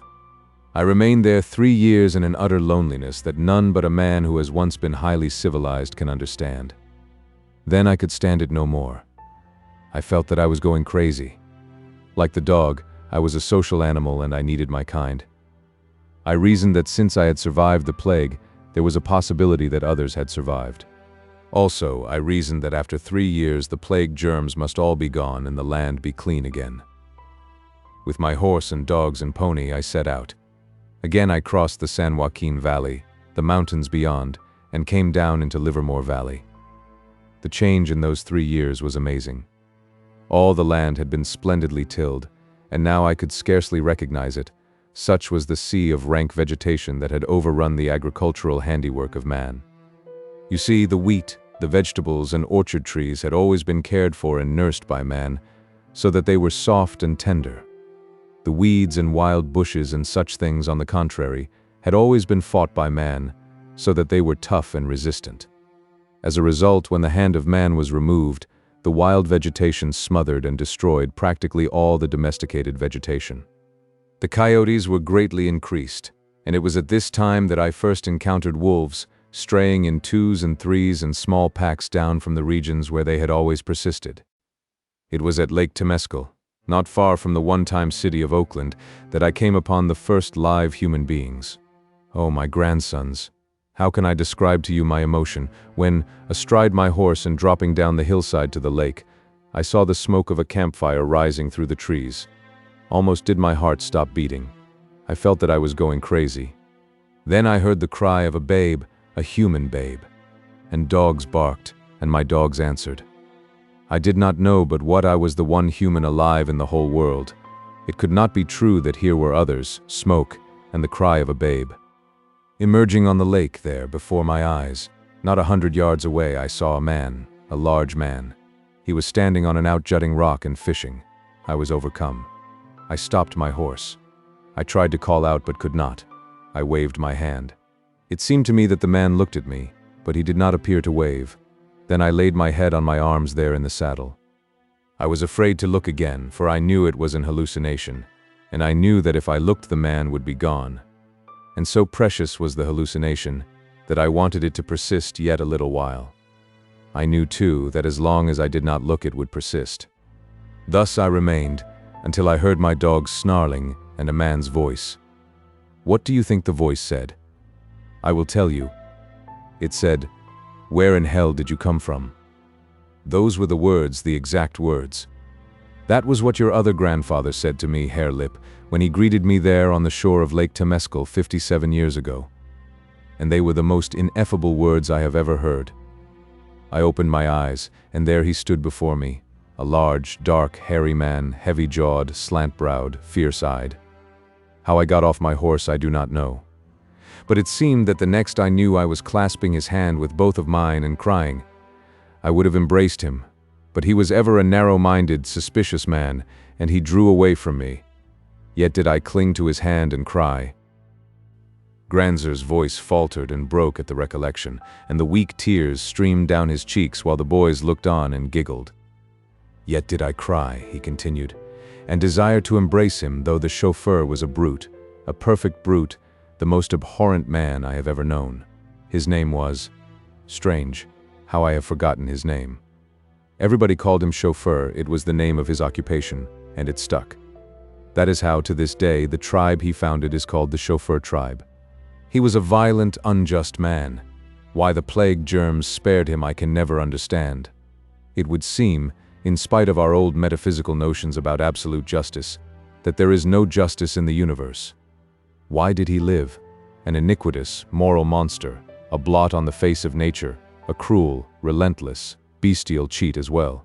All he could talk about was motor cars, machinery, gasoline, and garages, and especially, and with huge delight, of his mean pilferings and sordid swindlings of the persons who had employed him in the days before the coming of the plague. And yet he was spared, while hundreds of millions, yea, billions, of better men were destroyed. I went on with him to his camp, and there I saw her, Vesta, the one woman. It was glorious and pitiful. There she was, Vesta Van Woerden, the young wife of John Van Woerden, clad in rags, with marred and scarred and toil-calloused hands, bending over the campfire and doing scullion work, she, Vesta, who had been born to the purple of the greatest baronage of wealth the world had ever known. John Van Woerden, her husband, worth $1,800,000,000 and president of the Board of Industrial Magnates, had been the ruler of America. Also sitting on the International Board of Control, he had been one of the 7 men who ruled the world, and she herself had come of equally noble stock. Her father, Philip Saxon, had been president of the Board of Industrial Magnates up to the time of his death. This office was in process of becoming hereditary, and had Philip Saxon had a son, that son would have succeeded him. But his only child was Vesta, the perfect flower of generations of the highest culture this planet has ever produced. It was not until the engagement between Vesta and Van Woerden took place that Saxon indicated the latter as his successor. It was, I am sure, a political marriage. I have reason to believe that Vesta never really loved her husband in the mad, passionate way of which the poets used to sing. It was more like the marriages that obtained among crowned heads in the days before they were displaced by the magnates. And there she was, boiling fish chowder in a soot-covered pot, her glorious eyes inflamed by the acrid smoke of the open fire. Hers was a sad story. She was the one survivor in a million, as I had been, as the chauffeur had been. On a crowning eminence of the Alameda Hills, overlooking San Francisco Bay, Van Worden had built a vast summer palace. It was surrounded by a park of 1,000 acres. When the plague broke out, Van Worden sent her there. Armed guards patrolled the boundaries of the park, and nothing entered in the way of provisions or even mail matter that was not first fumigated. And yet did the plague enter, killing the guards at their posts, the servants at their tasks, sweeping away the whole army of retainers, or at least all of them who did not flee to die elsewhere. So it was that Vesta found herself the sole living person in the palace that had become a charnel house. Now the chauffeur had been one of the servants that ran away. Returning 2 months afterward, he discovered Vesta in a little summer pavilion, where there had been no deaths and where she had established herself. He was a brute. She was afraid, and she ran away and hid among the trees. That night on foot, she fled into the mountains, she, whose tender feet and delicate body had never known the bruise of stones nor the scratch of briars. He followed, and that night he caught her. He struck her. Do you understand? He beat her with those terrible fists of his and made her his slave. It was she who had to gather the firewood, build the fires, cook, and do all the degrading camp labor, she who had never performed a menial act in her life. These things he compelled her to do, while he, a proper savage, elected to lie around camp and look on. He did nothing, absolutely nothing, except on occasion to hunt meat or catch fish. Good for chauffeur, Hare Lip commented in an undertone to the other boys. I remember him before he died. He was a corker. But he did things, and he made things go. You know, Dad married his daughter, and you ought to see the way he knocked the spots out of Dad. The chauffeur was a son of a gun. He made us kids stand around. Even when he was croaking, he reached out for me, once, and laid my head open with that long stick he kept always beside him. Hare Lip rubbed his bullet head reminiscently, and the boys returned to the old man, who was maundering ecstatically about Vesta, the squaw of the founder of the chauffeur tribe. And so I say to you that you cannot understand the awfulness of the situation. The chauffeur was a servant, understand, a servant, and he cringed with bowed head to such as she. She was a lord of life, both by birth and by marriage. The destinies of millions, such as he, she carried in the hollow of her pink-white hand. And, in the days before the plague, the slightest contact with such as he would have been pollution. Oh, I have seen it. Once, I remember, there was Mrs. Goldwyn, wife of one of the great magnates. It was on a landing stage, just as she was embarking in her private dirigible, that she dropped her parasol. A servant picked it up and made the mistake of handing it to her, one of the greatest royal ladies of the land. She shrank back as though he were a leper and indicated her secretary to receive it. Also, she ordered her secretary to ascertain the creature's name and to see that he was immediately discharged from service, and such a woman was Vesta Van Worden. And her the chauffeur beat and made his slave. Bill, that was it, Bill, the chauffeur. That was his name. He was a wretched, primitive man, wholly devoid of the finer instincts and chivalrous promptings of a cultured soul. No, there is no absolute justice, for to him fell that wonder of womanhood, Vesta Van Worden. The grievousness of this you will never understand, my grandsons, for you are yourselves primitive little savages, unaware of aught else but savagery. Why should Vesta not have been mine? I was a man of culture and refinement, a professor in a great university. Even so, in the time before the plague, such was her exalted position, she would not have deigned to know that I existed. Mark, then, the abysmal degradation to which she fell at the hands of the chauffeur. Nothing less than the destruction of all mankind had made it possible that I should know her, look in her eyes, converse with her, touch her hand, and love her and know that her feelings toward me were very kindly. I have reason to believe that she, even she, would have loved me, there being no other man in the world except the chauffeur. Why, when it destroyed 8 billions of souls, did not the plague destroy just one more man, and that man the chauffeur? Once, when the chauffeur was away fishing, she begged me to kill him. With tears in her eyes, she begged me to kill him. But he was a strong and violent man, and I was afraid. Afterwards, I talked with him. I offered him my horse, my pony, my dogs, all that I possessed, if he would give Vesta to me. And he grinned in my face and shook his head. He was very insulting. He said that in the old days he had been a servant, had been dirt under the feet of men like me and of women like Vesta, and that now he had the greatest lady in the land to be servant to him and cook his food and nurse his brats.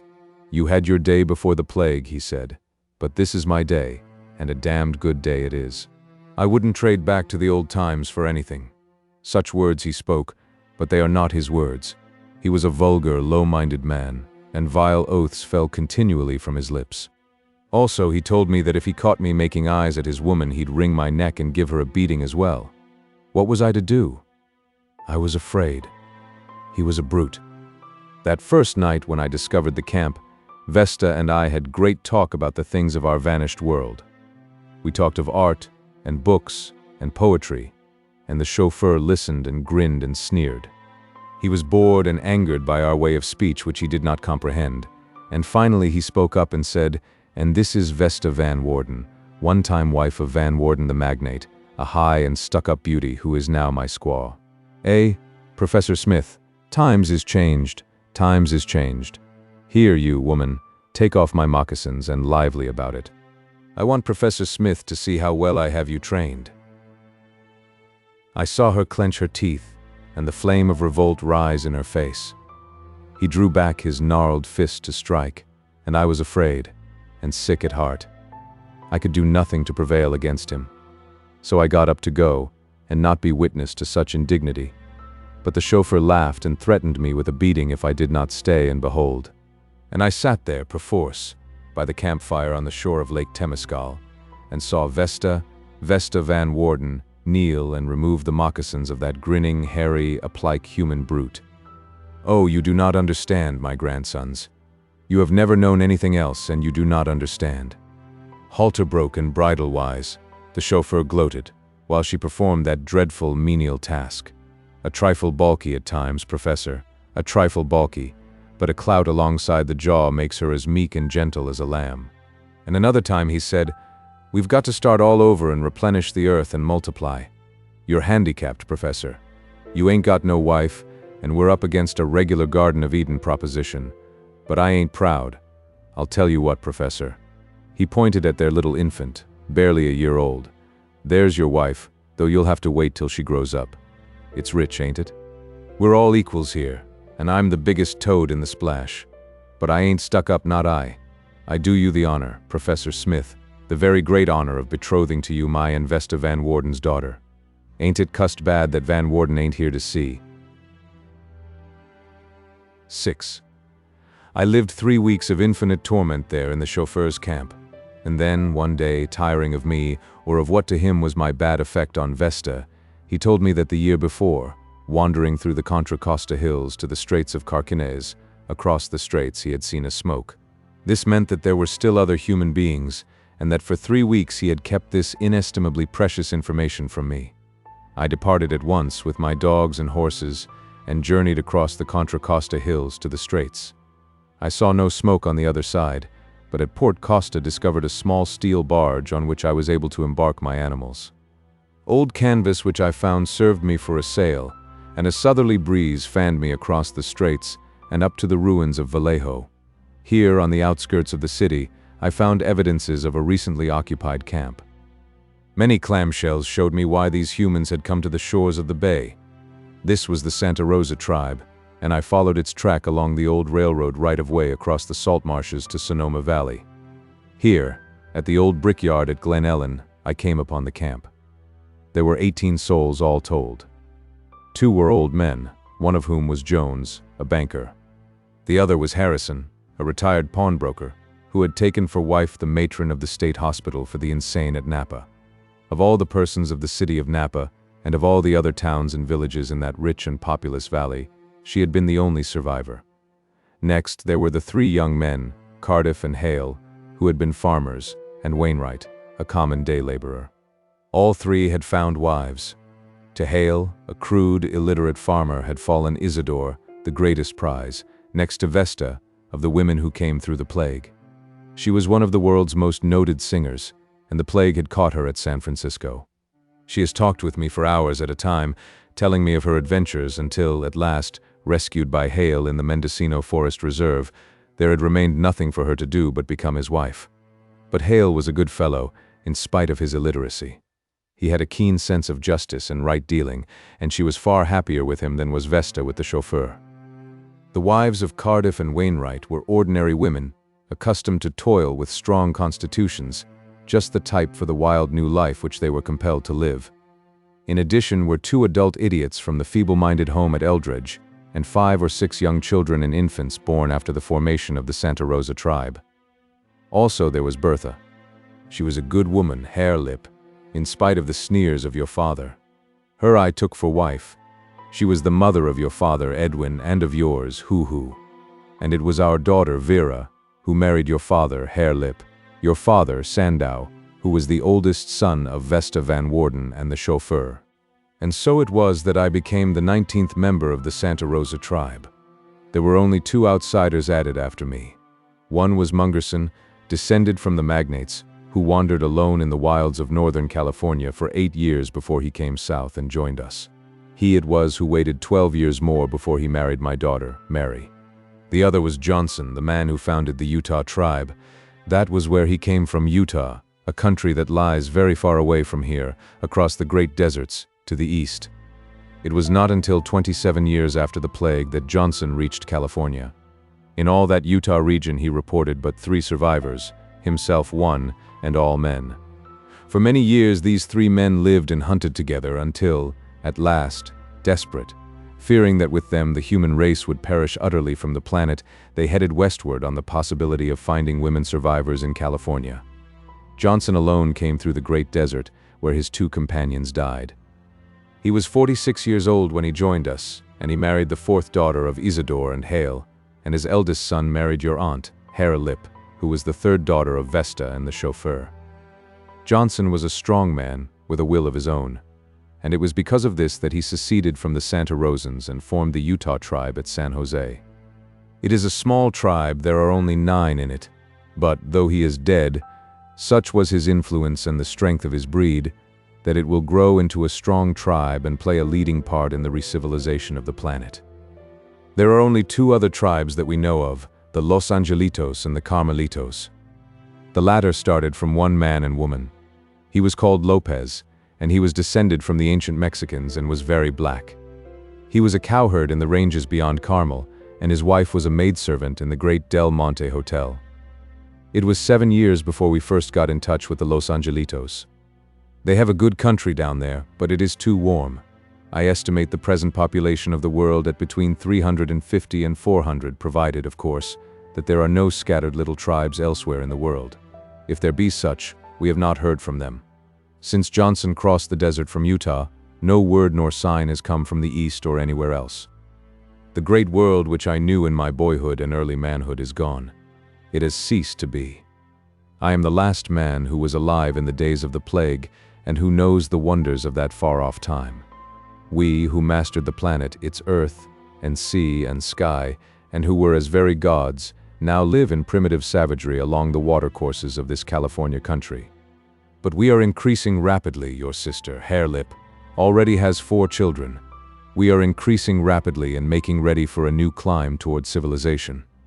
In time, pressure of population will compel us to spread out, and 100 generations from now we may expect our descendants to start across the Sierras, oozing slowly along, generation by generation, over the great continent to the colonization of the East, a new Aryan drift around the world. But it will be slow. Very slow. We have so far to climb.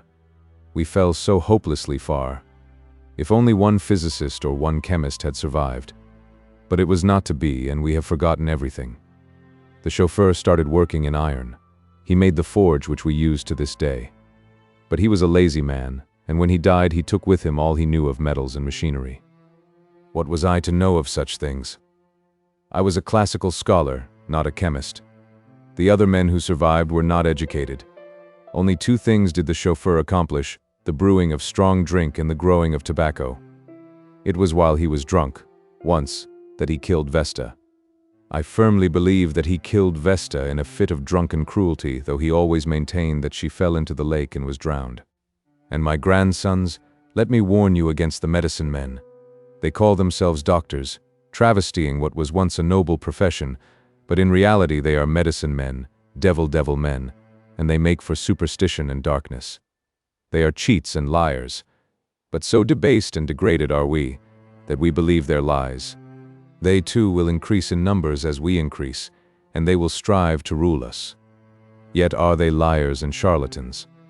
Look at young Cross Eyes, posing as a doctor, selling charms against sickness, giving good hunting, exchanging promises of fair weather for good meat and skins, sending the death stick, performing 1,000 abominations. Yet I say to you that when he says he can do these things, he lies. I, Professor Smith, Professor James Howard Smith, say that he lies. I have told him so to his teeth. Why has he not sent me the death stick? Because he knows that with me it is without avail. But you, Hare Lip, so deeply are you sunk in black superstition that did you awake this night and find the death stick beside you, you would surely die. And you would die not because of any virtues in the stick, but because you are a savage with the dark and clouded mind of a savage. The doctors must be destroyed, and all that was lost must be discovered over again. Wherefore, earnestly, I repeat unto you certain things which you must remember and tell to your children after you. You must tell them that when water is made hot by fire, there resides in it a wonderful thing called steam, which is stronger than 10,000 men, and which can do all man's work for him. There are other very useful things. In the lightning flash resides a similarly strong servant of man, which was of old his slave, and which someday will be his slave again. Quite a different thing is the alphabet. It is what enables me to know the meaning of fine markings, whereas you boys know only rude picture writing. In that dry cave on Telegraph Hill, where you see me often go when the tribe is down by the sea, I have stored many books. In them is great wisdom. Also with them, I have placed a key to the alphabet, so that one who knows picture writing may also know print. Some day men will read again, and then, if no accident has befallen my cave, they will know that Professor James Howard Smith once lived and saved for them the knowledge of the ancients. There is another little device that men inevitably will rediscover. It is called gunpowder. It was what enabled us to kill surely and at long distances. Certain things which are found in the ground, when combined in the right proportions, will make this gunpowder. What these things are I have forgotten, or else I never knew. But I wish I did know. Then would I make powder, and then would I certainly kill Cross Eyes and rid the land of superstition. After I am man-grown, I am going to give Cross Eyes all the goats and meat and skins I can get, so that he'll teach me to be a doctor, Hoo-Hoo asserted. And when I know, I'll make everybody else sit up and take notice. They'll get down in the dirt to me, you bet. The old man nodded his head solemnly and murmured, "Strange it is to hear the vestiges and remnants of the complicated Aryan speech falling from the lips of a filthy little skin-clad savage. All the world is topsy-turvy, and it has been topsy-turvy ever since the plague." "You won't make me sit up," Hare Lip boasted to the would-be medicine man. "If I paid you for a sending of the death stick and it didn't work, I'd bust in your head, understand you, Hoo-Hoo you." "I'm going to get Granzer to remember this here gunpowder stuff," Edwin said softly, "and then I'll have you all on the run. You, Hare Lip, will do my fighting for me and get my meat for me, and you, Hoo-Hoo, will send the death stick for me and make everybody afraid. And if I catch Hare Lip trying to bust your head, Hoo-Hoo, I'll fix him with that same gunpowder. Granzer ain't such a fool as you think, and I'm going to listen to him, and someday I'll be boss over the whole bunch of you." The old man shook his head sadly and said, "The gunpowder will come. Nothing can stop it. The same old story over and over. Man will increase and men will fight. The gunpowder will enable men to kill millions of men, and in this way only, by fire and blood, will a new civilization, in some remote day, be evolved. And of what profit will it be? Just as the old civilization passed, so will the new. It may take 50,000 years to build, but it will pass. All things pass. Only remain cosmic force and matter, ever in flux, ever acting and reacting and realizing the eternal types, the priest, the soldier, and the king. Out of the mouths of babes comes the wisdom of all the ages. Some will fight, some will rule, some will pray, and all the rest will toil and suffer sore while on their bleeding carcasses is reared again, and yet again, without end, the amazing beauty and surpassing wonder of the civilized state. It were just as well that I destroyed those cave-stored books. Whether they remain or perish, all their old truths will be discovered. Their old lies lived and handed down. What is the profit? Harelip leaped to his feet, giving a quick glance at the pasturing goats and the afternoon sun. "Gee," he muttered to Edwin, "the old geezer gets more long-winded every day. Let's pull for camp." While the other two, aided by the dogs, assembled the goats and started them for the trail through the forest, Edwin stayed by the old man and guided him in the same direction. When they reached the old right-of-way, Edwin stopped suddenly and looked back. Harelip and Hoo-Hoo and the dogs and the goats passed on. Edwin was looking at a small herd of wild horses which had come down on the hard sand. There were at least 20 of them, young colts and yearlings and mares, led by a beautiful stallion which stood in the foam at the edge of the surf, with arched neck and bright wild eyes, sniffing the salt air from off the sea. "What is it?" Granzer queried. "Horses," was the answer. "First time I ever seen 'em on the beach. It's the mountain lions getting thicker and thicker and driving 'em down." The low sun shot red shafts of light, fan-shaped, up from a cloud-tumbled horizon. And close at hand, in the white waste of shore-lashed waters, the sea lions, bellowing their old primeval chant, hauled up out of the sea on the black rocks and fought and loved. "Come on, Granzer," Edwin prompted. And old man and boy, skin-clad and barbaric, turned and went along the right-of-way into the forest in the wake of the goats. The end.